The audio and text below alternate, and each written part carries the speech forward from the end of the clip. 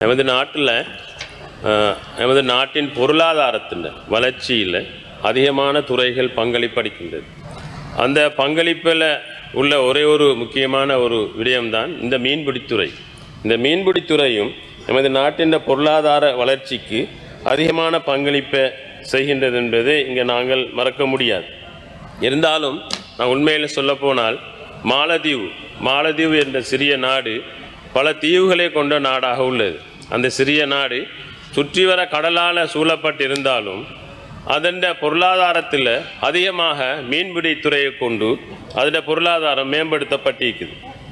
அதனூடாக எமது நாடும் கடலால் சூழப்பட்டு இருக்கின்றபடியால் எமது நாட்டில் எமது பொருளாதாரத்தை அதிகப்படுத்துவதற்கு எமது மீன்பிடித்துறையை நாங்கள் மேம்படுத்துவதற்கு முயற்சிக்கலாம். அது எவ்வாறு என்றால் நவீன திட்டங்களை உருவாக்குவது, தொழில் பயிற்சி நிலையங்களையும் நாங்கள் உருவாக்கி இந்த மீன்பிடித்துறையை மேம்படுத்தி இந்த மீன்பிடித்துறையின் மூலம் எமது நாட்டின் பொருளாதாரத்தை வளர்ச்சியடைச்ச செய்வதற்கான ஏற்பாடுகளை நாங்கள் செய்யலாம். இருந்தாலும் இவ்வாறான வேலை திட்டங்களை முன்னால் இருந்த அரசாங்கங்கள் எமது நாட்டில் இந்த மீன்பிடித்துறையை கவனமெடுத்து இந்த மீன்பிடித்துறையை இருக்கக்கூடிய அந்த மக்களுக்கு அதாவது உதவிகளை இவ்வாறான நவீன திட்டங்களை செய்திருக்கிறார்கள் என்று பார்த்தால் இல்லாமல் தான் இருக்கும் என்று கூற முடியும்.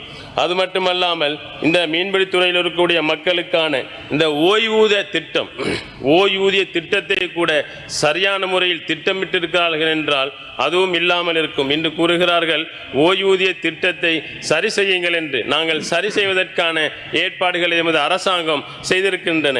இந்த ஓய்வூதிய திட்டம் என்பது எமது இயலுமான காலங்களில் வாலிபர் காலங்களில் சிறந்த முறையில் மீன்பிடித்துறையில் உள்ள கஷ்டத்தில் இருக்கின்ற மக்கள் அவர்கள் மீன்பிடித்துறையில் வாழ்வாதாரத்தை மேற்கொள்ளக்கூடிய இந்த மக்களுக்கு இயலாத காலங்களில் சரியான முறையில் ஓய்வூதிய திட்டங்களை கொடுப்பதற்கான வேலை திட்டங்களை அவர்களுக்கான அந்த அறிவுறுத்தல்களை சென்ற காலங்களில் சிறப்பான முறையில் செய்திருக்கிறார்களா என்று பார்த்தால் அது இல்லாமல் தான் போயிருக்கின்றன.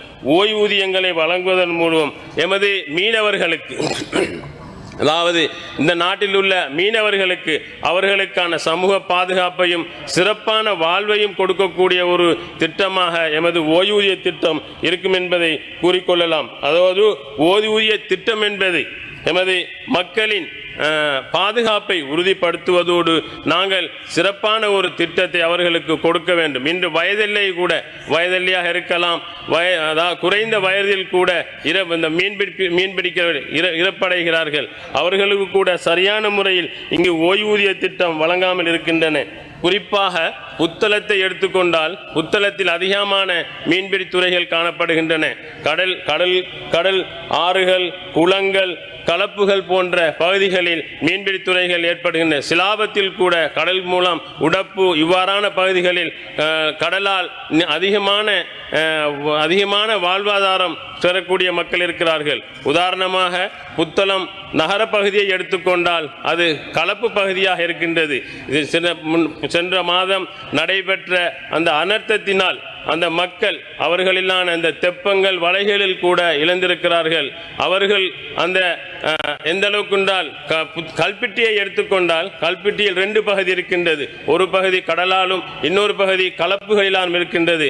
கடலால் மீன்பிடி துறைகளில் ஈடுபட்டவர்களுக்கு அதிகமான இழப்புகள் ஈடுபட்டிருந்தாலும் கலப்பினூடாக அவர்கள் அதிகமான இழப்புகளை ஈடுபட்டிருக்கிறார்கள். அந்த பகுதியில் வரும்போது புழுதிவயல் என்ற ஒரு கிராமம் இருக்கின்றன. அந்த புழுதிவயல் கிராமத்தில் அதாவது வறுமை குறைந்து வாழ்கின்ற அந்த மக்கள் தெப்பங்கள் மூலம் மீன்பிடி தொழில்களை செய்து கொண்டிருக்கிறார்கள். அந்த தெப்பம் வெள்ளத்தினால் அடிபட்டு சென்று விடுமோ என்று பயந்து அந்த தெப்பத்தை பாதுகாக்க சென்ற ஒரு வாலிபன் கூட அந்த வெள்ளத்தில் இருந்து அகப்பட்டு மரணமடைந்து விட்டார். அவருக்கு கூட அந்த ஓய்வூதியம் கிடைக்கிறதுக்கான ஏற்பாடுகள் இல்லை.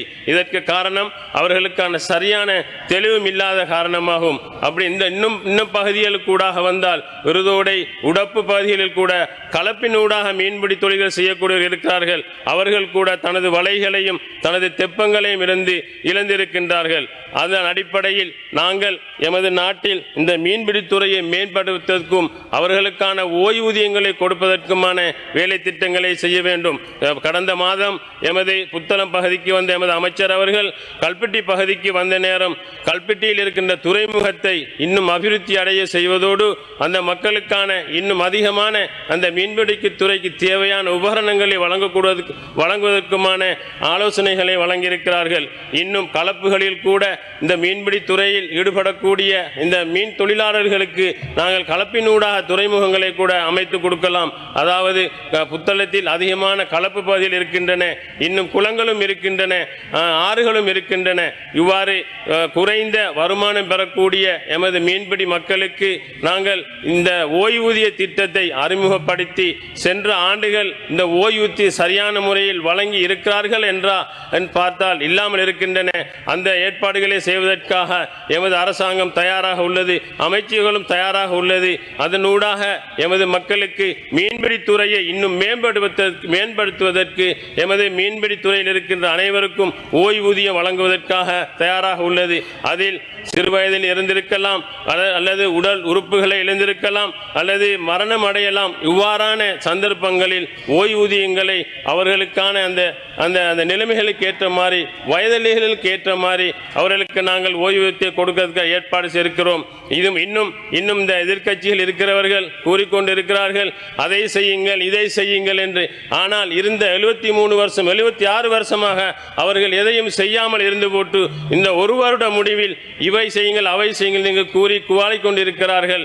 எமது அரசாங்கம் சிறந்த முறையில் இந்த நாட்டு மக்கள் அரசாங்கத்துக்கு அளிச்சிக்கிற நம்பிக்கையான வாழ்க்கையில் இன்று அதாவது அனர்த்தத்துக்கு உள்ளான மக்கள் இதுக்கு முன்னர் Mohammed Faisal, you have 2 more minutes. நன்றி பிரதேஷ் கௌரவ பிரதேஷ் சமன் அவர்களே. இதற்கு முன்னர் இந்த அளவுக்கு மக்களுக்கு பாதிக்கப்பட்ட மக்களுக்கு உதவிகள் செய்திருப்பார்களா என்று பார்த்தால் இல்லாமல் இருக்கும். அந்த அளவுக்கு இன்று மக்கள் சந்தோஷமாக தனது வாழ்க்கைகளை ஆரம்பிப்பதற்கும் இழந்த இழப்பீடுகளை பெற்றுக்கொள்வதற்கும் அதிகமான கொடுப்பனவுகளை அதிகமான உதவிகளை செய்து மக்களின் வாழ்வாதாரத்தை உயர்த்துவதற்கான அவர்கள் இருந்த நிலைமையிலிருந்து இன்னும் அந்த நிலைமையை உயர்த்தி இன்னும் அவர்கள் நல்ல நிலைமையில் இருப்பதற்கு அவர்களுக்கான ஏற்பாட்டை செய்திருக்கின்றன.